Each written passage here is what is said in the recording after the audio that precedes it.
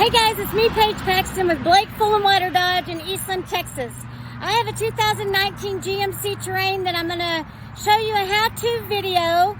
It's how to set your emergency parking brake. Here we go, follow me. Let's say that you're on an incline and need to utilize your emergency brake. You don't even have to be on an incline to utilize the emergency brake. I know lots of people that do.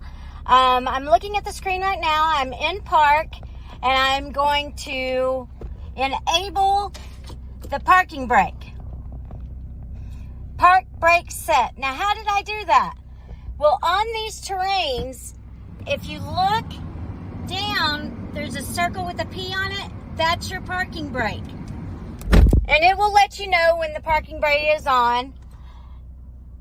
And to release it, you just push back to that button with the P on it.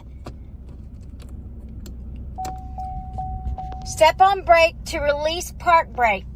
So you push on the brake, hit the button, park brake released, and you're ready to go.